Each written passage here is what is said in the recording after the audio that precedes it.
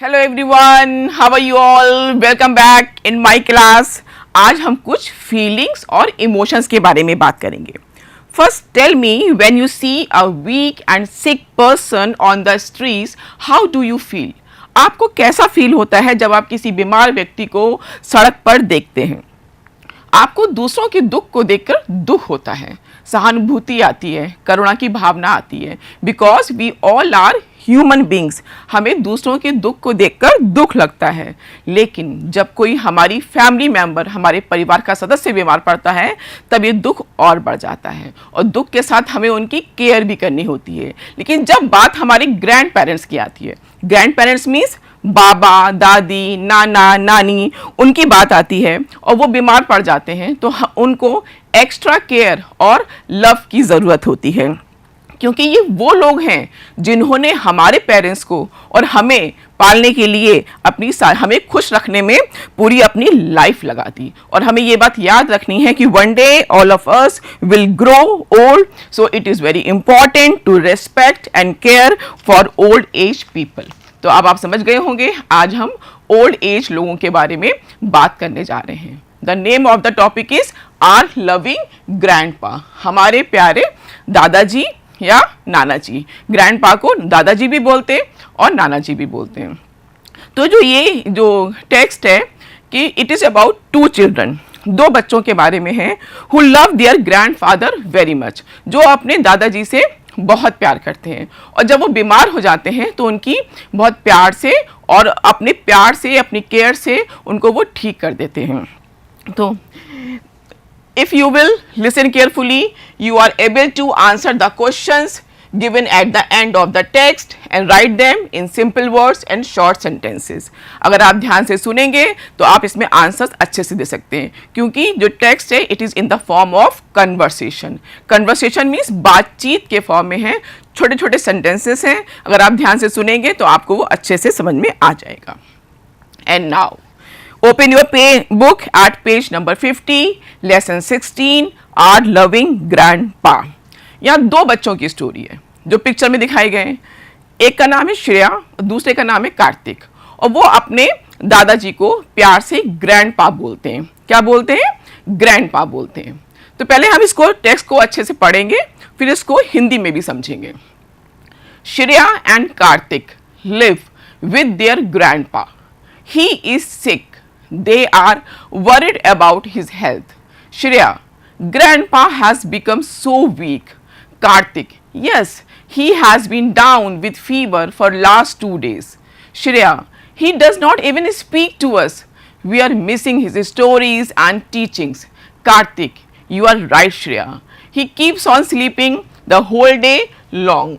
Shreya, before his sickness, our grandpa was very active. He used to go for a walk and love doing exercises. तो जो श्रेया और कार्तिक हैं वो अपने grandpa के साथ रहते हैं। तो कितने अच्छे से बताया है इस बुक में कि श्रेया और कार्तिक ग्रैंडपा के साथ रहते हैं, ग्रैंडपा उनके साथ नहीं रहते हैं क्योंकि वो बड़े हैं ना। तो श्रेया और कार्तिक अपने ग्रैंडपा यानी दादाजी के साथ रहते हैं। ही इज सिक, वो बीमार है। तो यहाँ ही जो वर्ड है प्रोनाउन किसके लिए आया है? दादाजी के लिए आया है, ग्रैंडपा के लिए आया है। ही इज सिक, वो बीमार है, यानी कि ग्रैंडपा बीमार है। They are worried about his health. अब दे वर्ड किसके लिए आया? जो दे प्रोनाउन ये श्रेया और कार्तिक के लिए आया है। दो लोग हैं ना, श्रेया और कार्तिक। अगर सिर्फ श्रेया की जगह हम प्रोनाउन यूज करते तो हम शी का यूज करते हैं, और सिर्फ कार्तिक की प्लेस पे करते तो ही का यूज करते। लेकिन श्रेया और कार्तिक दो लोग हैं ना, तो हमने यहाँ यूज किया pronoun they. They are worried about his health, कि वे उनके स्वास्थ्य के प्रति चिंतित है। किसके स्वास्थ्य के प्रति? या जो हिज आया है वो ग्रैंडपा के लिए आया है, कि वो ग्रैंडपा के स्वास्थ्य के प्रति चिंतित हैं। Shreya, grandpa has become so weak. तो श्रेया कार्तिक से कह रही है, अपनी चिंता दिखाते हुए कह रही है कि जो ग्रैंडपा हैं वो बहुत कमज़ोर हो गए हैं। वीक मीन्स कमज़ोर, ग्रैंडपा बहुत कमज़ोर हो गए हैं। Kartik, yes he has been down with fever for last 2 days। तो कार्तिक बोलता है हाँ, वो पिछले 2 दिनों से बुखार से पीड़ित हैं, उनको बुखार है, फीवर आ गया है, इसीलिए वो बहुत वीक हो गए हैं। तो श्रेया बोलती है he does not even speak to us, यहाँ तक कि वो हमसे बात भी नहीं कर रहे हैं। We are missing his stories and teachings, we means हम, या श्रेया और कार्तिक आपस में दोनों के लिए बोल रहे हैं। We are missing his stories and teaching, कि हम उनकी, हिज वर्ड किसके लिए आया है, ग्रैंडपा के लिए, कि हम उनकी स्टोरीज जो कहानियां सुनाते हैं, टीचिंग जो शिक्षाएं देते हैं, अच्छी अच्छी बातें बताते हैं, उन सबको बहुत मिस कर रहे हैं। Kartik, you are right Shreya, Shreya तुम सही हो। He keeps on sleeping the whole day long, कि कीप्स ऑन माने कोई काम जो हम लगातार रखते हैं, जारी रखते हैं, कि वो दिन भर सिर्फ सो रहे हैं। Shreya, before his sickness our grandpa was very active, he used to go for a walk and love doing exercises, कि अपनी बीमारी से पहले जो ग्रैंडपा थे वो बहुत एक्टिव थे, बहुत फुर्तीले थे, और वो रोज वॉक पे जाते थे, यानी कि घूमने जाते थे, और उनको एक्सरसाइज यानी कि व्यायाम करना बहुत पसंद था। तो उन दोनों को बहुत चिंता हो रही है, और देखो एक पिक्चर भी यहाँ शो हो रही है जिसमें कार्तिक और जो श्रेया है दोनों ग्रैंडपा के बारे में चिंतित हैं, यानी कि वरिड हैं, उनके बारे में सोच रहे हैं और बात कर रहे हैं। एक बात और नोटिस करो कि वो बीमार है ग्रैंडपा, लेकिन उनका जो रूम है वो कितना नीट और टाइडी है, और काफ़ी लाइटेड भी है, बेड भी बहुत साफ है। तो सोचो किसने क्या होगा। जैसे मैं आप लोगों के मन की बात जान लेती हूँ, वैसे ही जब हम आप कोई टेक्स्ट पढ़ते हैं, अपना लेसन पढ़ते हैं, तो उनके कैरेक्टर्स की बात भी अपने पॉइंट ऑफ व्यू से को जानने की ज़रूरत है यहाँ पर। तो श्रेया और कार्तिक, तो ये सफाई किसने की है, यानी कि श्रेया और कार्तिक ने ही दादाजी के रूम को नीट और टाइडी किया हुआ है। Now Kartik, now he looks so tired and dull. अब कार्तिक क्या बोल रहे हैं कि अब वो बहुत थके हुए और सुस्त लग रहे हैं, डल लग रहे हैं। Shreya, let's give him the medicine and take proper care of him, कि चलो उनको मेडिसिन मीन्स दवाई देते हैं और उनकी अच्छे से केयर करते हैं। Next day in the morning, ये हो गया आपका scene 2। Next day in the morning as Shreya opens her eyes, she finds her grandpa sitting beside her in a fresh mood. They take grandpa to the park. अगले दिन जब श्रेया अपनी आंखें खोलती है तो वो पाती है कि ग्रैंडपा उसके पास द फ्रेश मूड में बैठे हुए हैं। They take grandpa to the park, और वे, यहाँ दे वर्ड किसके लिए आ रहा है, श्रेया और कार्तिक के लिए, दो लोग हैं ना, तो प्रोनाउन यूज कर रहे हैं।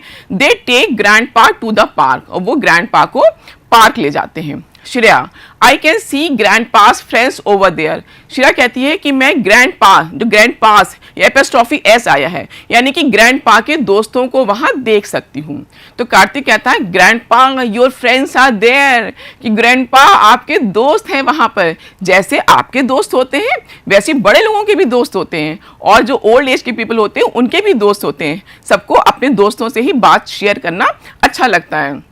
तो कार्तिक कहता है grandpa your friends are there, आपके दोस्त वहां हैं। Let's go and meet them, चलें और वहां चलते हैं और उनसे मिलते हैं। They must have missed you, उन्होंने भी आपको बहुत याद किया होगा। अब इसमें एक चीज हम और देखते हैं, जैसे जो वर्ब होता है, जो क्रिया होती है, तो वो वर्ब की फर्स्ट फॉर्म भी होती है और प्रेजेंट टेंस होता है और पास्ट टेंस होता है। तो इसमें मोस्टली, इस टेक्स्ट में मोस्टली वर्ब की फर्स्ट फॉर्म का यूज हुआ है। हम देखते हैं इस अपने टेक्स्ट में कि कहाँ कहाँ पे वर्ब की फर्स्ट फॉर्म यूज हुई है। जैसे ही लुक्स, अब ये लुक मीन्स होता है देखना। अब ही क्या है, एक सिंगुलर है ना, कि ही एक जो प्रोनाउन है, ही एक है, तो यहाँ लुक के साथ एस का प्रयोग किया गया है। ऐसे ही और देखो, Shreya opens, Shreya open means खोलना, खोलना एक काम है, क्रिया है, वर्ब है। तो श्रेया चूंकि एक है इसलिए उसके साथ ओपन के साथ एस का प्रयोग किया गया है। ऐसी शी फाइंड्स, फाइंड मतलब पाना कोई चीज, तो फाइंड मीन्स शी एक है ना, तो उसके संग फाइंड में एस का प्रयोग किया गया है। ऐसे ही हम और भी आगे देखेंगे वर्ब की फर्स्ट फॉर्म और वर्ब की जो वर्ब प्रेजेंट टेंस में और वर्ब पास्ट टेंस में। अच्छा, इसमें एक पिक्चर भी दिखाई गई है। इसमें क्या हो रहा है कि ग्रैंडपा खड़े हैं और वो बहुत खुश हैं, श्रेया और कार्तिक भी हैं, वो भी बहुत खुश हैं, और साथ में उनके फ्रेंड्स भी हैं जो पार्क में वो सब बातें कर रहे हैं और एंजॉय कर रहे हैं। एंड नाउ ग्रैंडपा क्या कहते हैं, yes my dear I also miss them. Shreya, okay grandpa, talk to them while we play. Grandpa, thank you my dear for taking me out, I am feeling quite well now. Kartik, welcome grandpa, we are very happy to see your smile back, I love you grandpa। तो grandpa क्या कहते हैं, हाँ मेरे प्यारे, यहाँ बच्चों common यही बच्चों, हाँ मेरे प्यारे बच्चों, आई ऑल्सो मिस देम, हाँ मैंने भी उन्हें बहुत मिस किया, क्योंकि अपने फ्रेंड्स को तो सभी मिस करते हैं।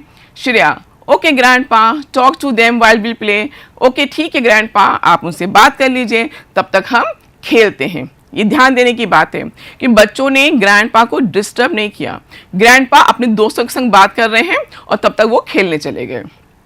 Grandpa, thank you my dear for taking me out, तो ग्रैंडपा बहुत खुश हुए और उन्होंने बच्चों से कहा कि बच्चों को थैंक यू बोला कि मुझे बाहर लाने के लिए thank you, I am feeling quite well now, अब मुझे बहुत अच्छा लग रहा है।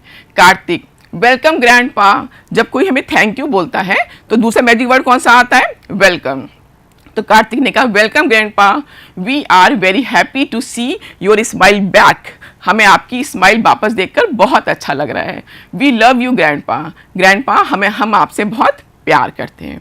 तो जिस तरह से कार्तिक और श्रेया ने अपनी केयर ग्रैंडपा को दिखाई, अपना प्यार उन्हें शो किया, तो इस एज के लोगों को, ऐसे ही जो बच्चे होते हैं, वो अपना प्यार उनको शो करना चाहिए, है ना, प्यार उनको दिखाना चाहिए, उनको बताना चाहिए कि हमें आपकी बहुत ज़रूरत है।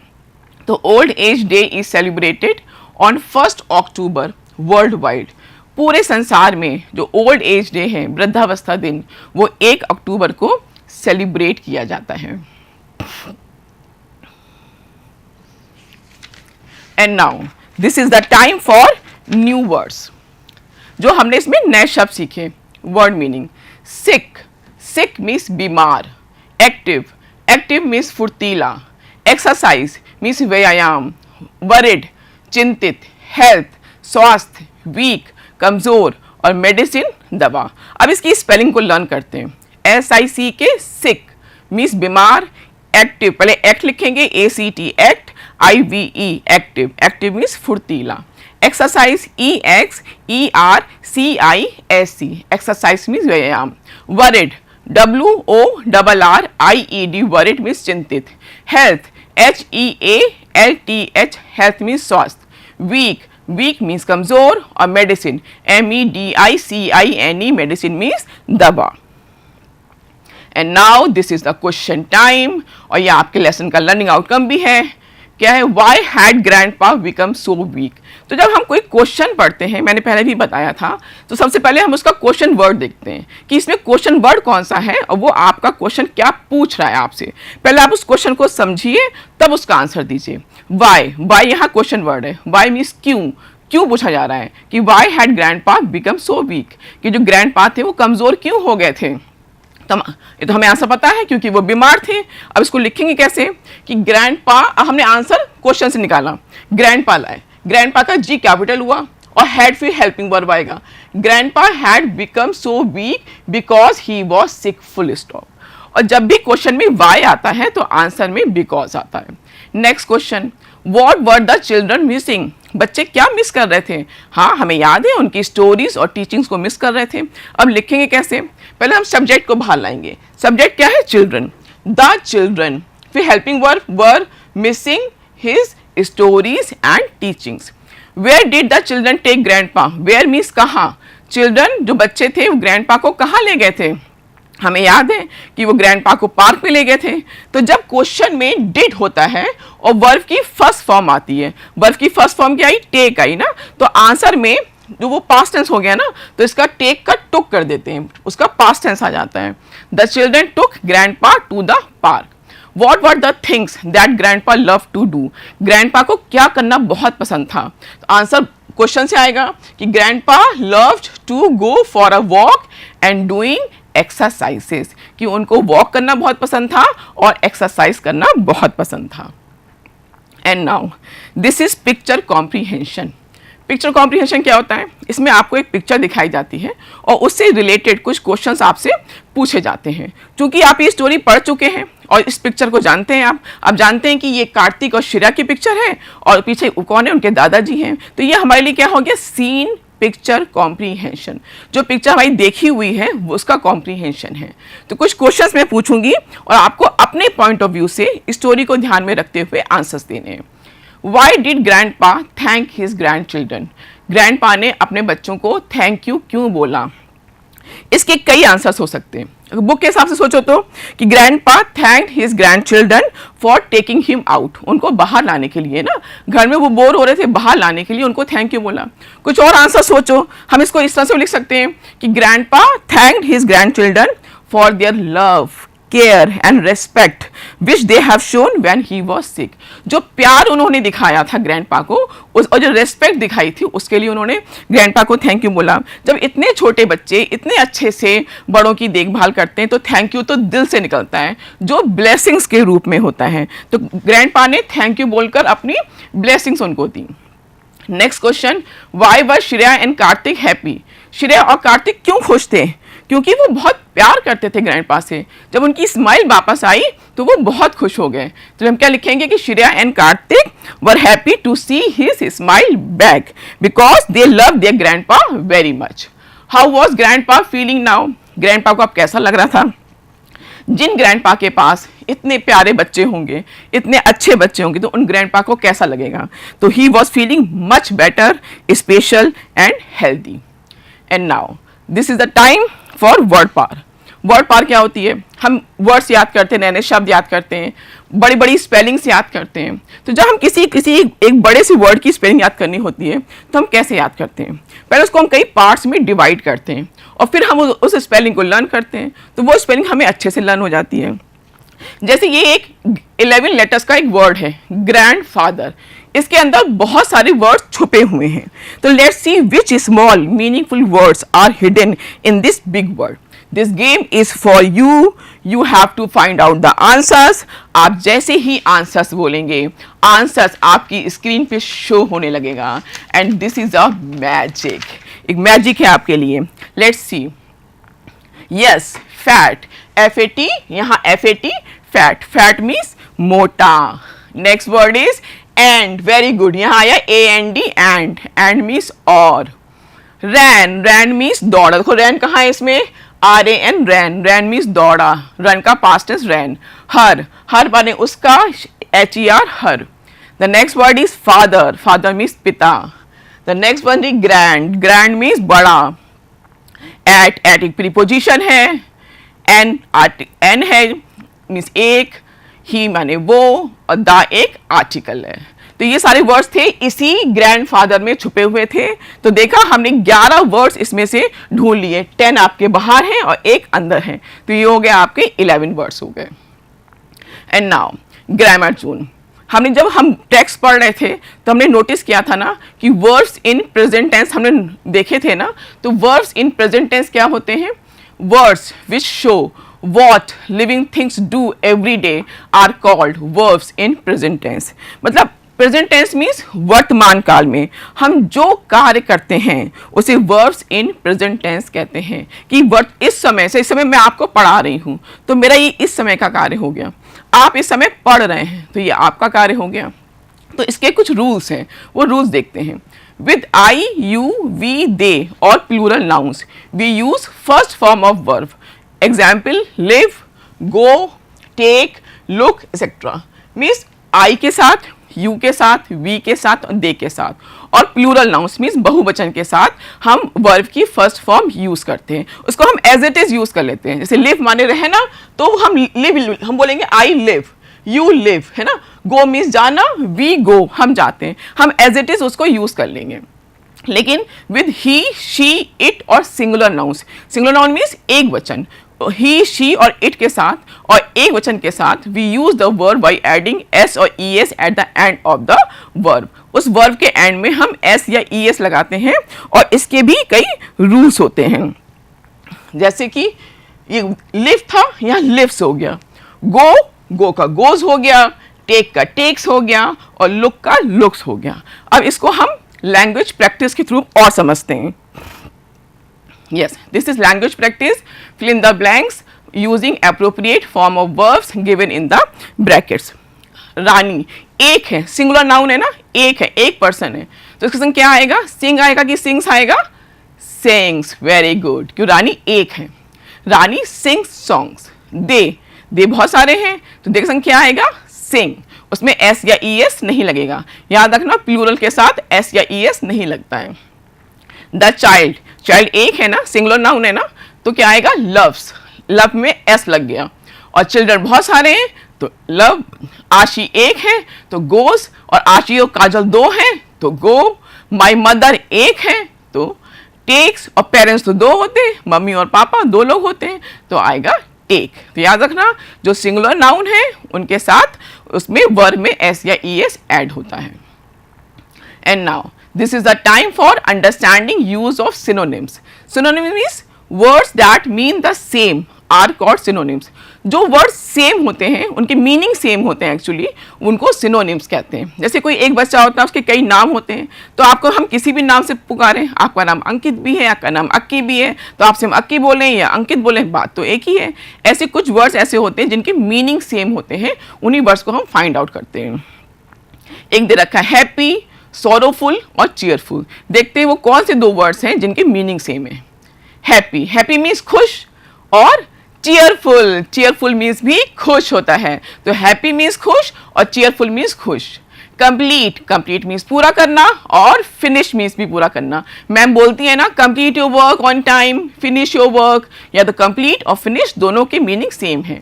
स्मॉल मीन्स छोटा और लिटिल मीन्स भी छोटा। सिक मीन्स बीमार और इल मीन्स भी बीमार। तो ये हुए आपके synonyms. Words that mean the same are called synonyms. Happy का सिनोनिम्स है चीयरफुल, कंप्लीट का है फिनिश, स्मॉल का है लिटिल, एंड सिक का है ill. And now this is the time for, this is very important slide, है ना, कि हमें ओल्ड एज डे के बारे में थोड़ा सा जानना और समझना है।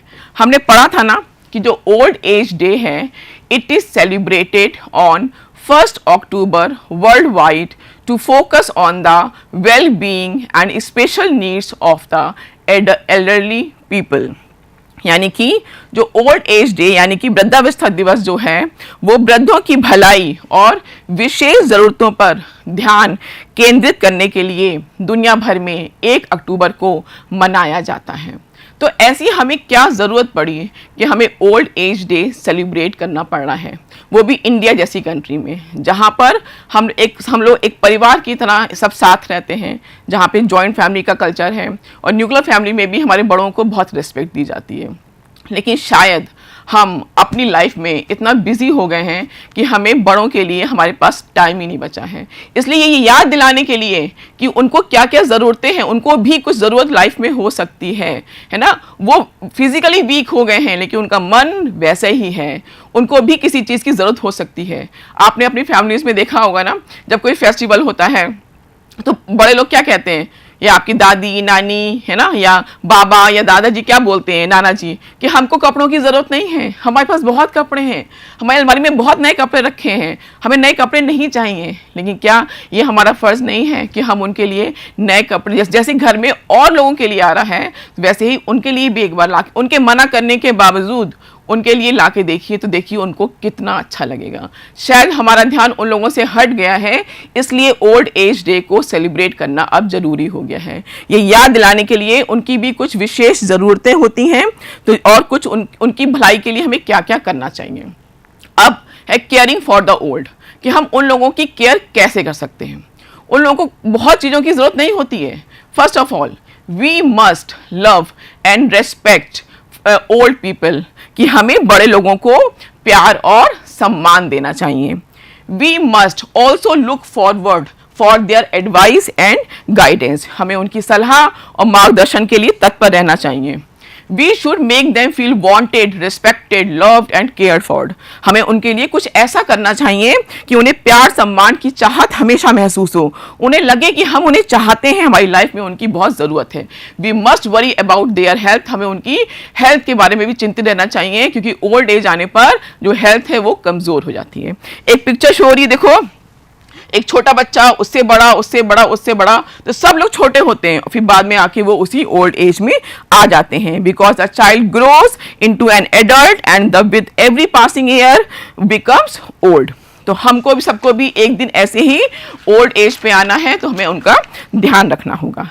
And now this is the time for conclusion. What we have learned today, we have learned new words, how to write answers in simple words and short sentences, verbs in present tense, synonyms, words that mean the same, Old Age Day is celebrated on 1st October worldwide. We must care, love, respect old people to make them feel special and wanted. This is the time for home assignment or project work. Number 1. Write 3 ways in which you can help your grandparents. 3 तरीके लिखने हैं आपको जिस तरह से आप अपने grand parents की हेल्प कर सकते हैं. मैं कुछ आपको हिंट्स दे रही हूँ. जैसे आप लिख सकते हैं कि we can help our grandparents by giving them their medicine at proper time, by spending some quality time with them. और अगर वो हमारे साथ नहीं रहते हैं तो हम उनको फ़ोन करके भी उनकी हेल्प कर सकते हैं. We can help them by reading newspaper for them. We can help them by giving physical support to them. इस तरह से अब आपको सोचना है, टर्न इज योर्स, कि आपके ग्रैंड पेरेंट्स को किस तरह की ज़रूरत है ना. उसको सोचकर आपको वो उनकी हेल्प करनी भी है और उसको अपनी कॉपी में लिखना भी है. लिसन वन स्टोरी और any incident from your grand parents and right in your words. आपके जो ग्रैंड पेरेंट्स हैं वो आपको कहानियाँ सुनाते हैं, अपने जीवन की घटनाएं सुनाते हैं, अपनी पुरानी बातें बताते हैं ना, तो उनको आपको अपने शब्दों में लिखना है. इसमें आप ग्रैंड पेरेंट्स की भी हेल्प ले सकते हैं, जिससे आपकी लैंग्वेज भी इम्प्रूव होगी. अब नेक्स्ट क्वेश्चन, इसमें 2 क्वेश्चन है. Do your grandparents live with them? क्या आपके ग्रैंड पेरेंट्स आपके साथ रहते हैं? You have to give the answer in yes और नो. नेक्स्ट क्वेश्चन है, ये सबको लिखना है. Write their names below. आपको उनके नाम नीचे लिखने हैं. तो इसमें क्या है, जो ग्रैंडफादर है, नाना जी को भी और दादाजी को भी, दोनों को ग्रैंडफादर कहा जाता है इंग्लिश में, और नानी को भी और दादी को भी ग्रैंड मदर कहा जाता है. जो फादर्स पेरेंट्स होते हैं, जो हमारे पिता के पेरेंट्स होते हैं, माता पिता होते हैं, वो हमारे पैटर्नल साइड्स के होते हैं, और जो हमारे माता के पेरेंट्स होते हैं वो मैटरनल साइड्स के होते हैं. तो आपके मम्मी के पेरेंट्स यानी कि आपके नाना नानी का नाम आपको यहाँ लिखना है, और अपने पिता के पेरेंट्स यानी कि बाबा दादी का नाम आपको यहाँ लिखना है, और उनके आगे श्री और श्रीमती जरूर लगाना है. तो ये आपका होमवर्क है, इसको आपको अच्छे से करना है. तो ऑलवेज रिमेंबर कि speak in such a way that your grandparents love to listen to you. Listen in such a way that your grandparents love to speak to you. This is the thought of the day. इसको आप thought की तरह अपनी copy में लिखेंगे, यानी कि अपने दादा दादी नाना नानी से इस तरह से बोलें कि वो आपको सुनना पसंद करें और उन्हें और उनकी बातों को इस तरह से सुने कि वो आपसे बात करना पसंद करें. मैं एक बार फिर से बता रही हूँ कि speak in such a way that your grandparents love to listen to you. Listen in such a way that your grandparents love to speak to you. So, thank you so much. Love your parents, elders, especially grandparents. Give them respect, care for them, and we will meet in the next class very soon with some more activities. Thank you and blessings for my lovely children.